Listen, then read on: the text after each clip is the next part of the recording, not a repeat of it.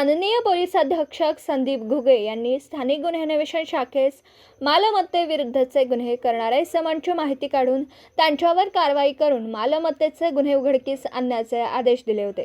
सदर आदेशाप्रमाणे पोलीस निरीक्षक सतीश शिंदे, स्थानिक गुन्हे अन्वेषण शाखा यांनी स्थानिक गुन्हे अन्वेषण शाखेकडील सहाय्यक पोलीस निरीक्षक पंकज पवार व स्टाफ यांचं एक पथक तयार करून चोरीचे गुन्हे करणाऱ्या संशयित इसमांची माहिती काढून त्यांच्यावर कारवाई करण्याकरिता आदेशित केलं होतं।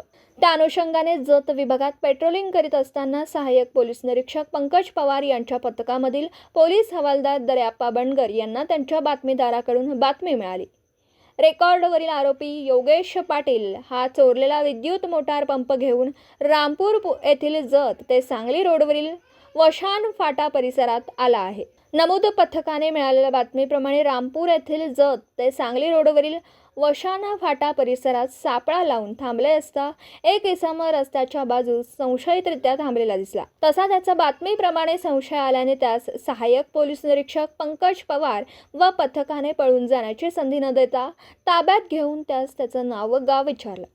त्याने त्याचं नाव योगेश ईश्वर पाटील, वय वर्ष 34, राहणार अनंतपूर, तालुका अथणी, जिल्हा बेळगाव, जिल्हा कर्नाटक असं सांगितलं। सहाय्यक पोलीस निरीक्षक पंकज पवार यांनी त्यांच्या अंगझडतीचा उद्देश कळवून पंचासमक्ष झडती घेतली असता त्याच्या कब्जातील पोत्यामध्ये विद्युत मोटार पंप मिळून आला। सदर विद्युत पंपाबाबत त्याच्याकडे विचारणा केली असता त्याने हिवरे येथून रात्रीच्या वेळी एका विहिरीतून चोरी केल्याचं सांगितलं। त्याच्याकडे अधिक चौकशी करता त्याने रामपूर येथील ओढ्याच्या काठावर झुडपात आणखी चोरी केलेले विद्युत मोटार पंप लपवून ठेवले आहेत असं सांगितलं। सदर ठिकाणी जाऊन पाहिलं असता झुडपात 2 विद्युत मोटार पंप मिळून आल्या। सदर बाबत जत पोलीस ठाण्याचा क्राईम अभिलेख तपासला असता वरील प्रमाणे गुन्हे दाखल असल्याची खात्री झाली। लागली सदरचा माल पुढील तपासाकामी सहाय्यक पोलीस निरीक्षक पंकज पवार यांनी पंचासमक्ष जप्त केला।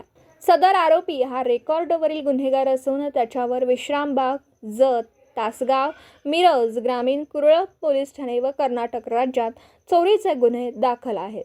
सदर आरोपी व जप्त मुद्देमाल पुढील तपासाकामी जत पोलीस ठाण्याकडे वर्ग करण्यात आला असून पुढील तपास जत पोलीस ठाणे करीत आहे।